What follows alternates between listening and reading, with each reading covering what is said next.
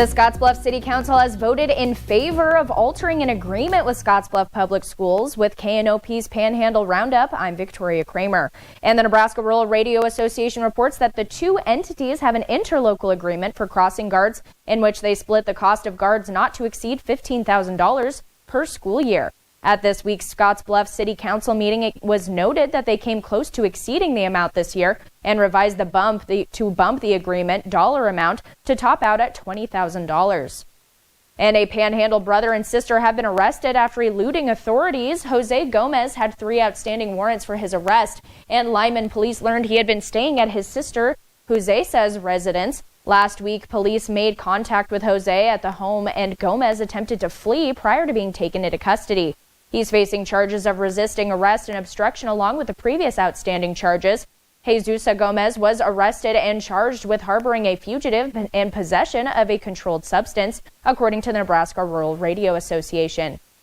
And here's meteorologist Andre Brooks. He's standing by with a check of your Panhandle weather. Well, thank you so much, Victoria. And we're seeing such beautiful skies at this time here across the Panhandle, with a few passing clouds in our northern tier counties. But other than that, things are looking pretty good at this time. And as we head into our current temperatures right now, our temperatures are mainly in the 50s at this time, with it being 57 in Scottsbluff, 54 in Sydney, and we have 50 in Chadron. So it's a little bit on the chilly side, but other than that, things are still looking pretty good, and we still have the potential of these temperatures going up just a little bit more into the upper 50s with mainly sunny skies. And once we get into tonight, temperatures will drop on down into the 40s and the 30s, and we will see a little bit of an increase in cloud cover. And as we enter into our Thursday, we will see a small chance of rain, and we will see those temperatures continue to drop a little bit into the low to mid 50s. So Victoria, it looks like the weather is looking pretty good over the next couple days for the most part. Sounds great. Thank you, Andre. And summer is quickly approaching, and while many of us are excited about the longer days, health experts want to remind you about the dangerous effects of excessive sun exposure. According to the American Cancer Society, skin cancer is the most common form of cancer in the U.S., but doctors say it's very preventable. One of the best ways you can protect yourself is by wearing sunscreen. Doctors recommend applying a nickel-sized amount on your face and about an ounce for the rest of the body. Really, when you're just out in the sun with kids or yourself, no matter what age you are, putting sunscreen on, or again, good sun protective clothing can really help prevent that. We're seeing more and more skin cancer younger and younger in life. Again, anything you can do to protect yourself from the sun can really help you out.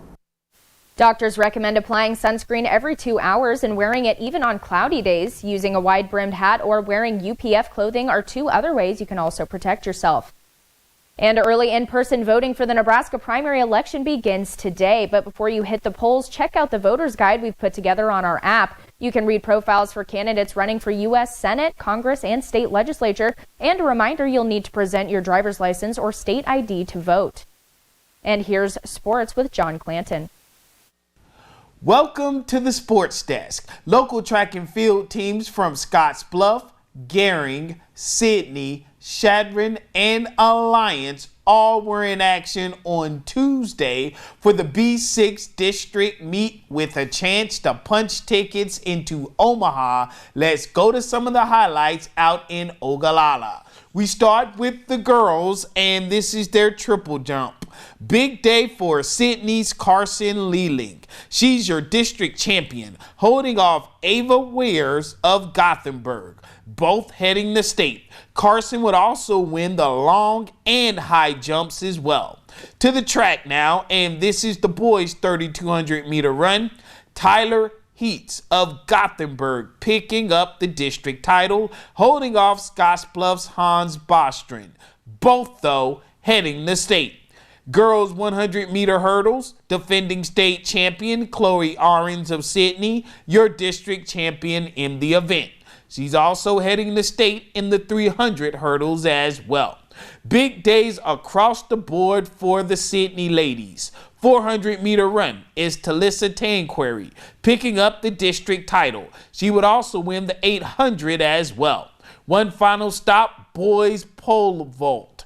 Both Dawson Barrett of Scottsbluff and Cannon Palmer of Sydney would just miss clearing the bar here, but their totals good enough to qualify for a state in the event. Here's a look at the event winners from District B6. First, starting with the ladies. In the team standings, I told you it was a big day for the Sidney Lady Raiders. They're your district champions with a score of 119 points. McCook, they take second. Meanwhile, on the boys' side, it was McCook taking the top spot, and they are your district champion, holding off Gothenburg for the title.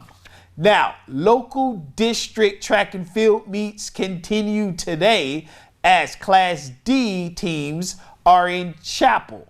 And on Thursday, local teams from Class C will be in Baird. That's all from the sports desk. Everyone have a great rest of the day and see ya. Thank you, John. And a former psychiatrist loses a court appeal of a Kearney sex crime conviction. The state appeals court upheld the conviction of 78-year-old Ronaldo de Los Angeles. A jury convicted him of third-degree sexual assault. A victim claimed he groped her during an appointment in his Kearney office. He was sentenced to 1 year in jail. And the state pulled his license to practice a short time later. De Los Angeles is also listed on the Nebraska Sex Offender Registry. And the man found guilty of repeatedly and severely beating a pregnant woman in Lincoln will spend decades behind bars. 29-year-old Ian Togan was sentenced to 41 to 50 years in prison on 5 counts, ranging from attempted murder of an unborn child to first-degree assault on a pregnant woman. Togan was originally charged with 13 counts in the case, but 8 were dropped in a no-contest plea. This after a 27-year-old pregnant woman suffered daily belt beatings in 2023, which left her bruised on her chest, arms, and back. And the best time to save money for your child's future was yesterday. Today is the second best, and now Nebraska children born in 2023 can get a free $50 to put toward future education costs. The Meadowlark Savings Pledge is a program designed to help children and families start saving for higher education. So if you had a baby in 2023 in the state of Nebraska, your family will receive a letter from the state treasurer stating your qualification. Your child will then receive a one-time $50 seed contribution to a Meadowlark savings account. If you would like to learn more about how to open a savings account, you can visit our website.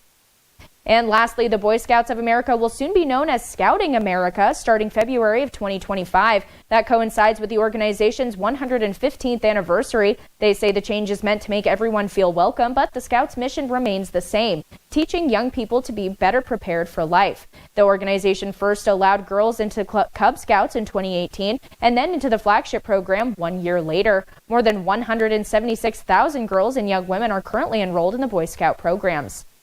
And that's all we have for now. Remember to join us weekdays for the Panhandle Roundup, covering the stories in the Panhandle that matter to you. Have a great day.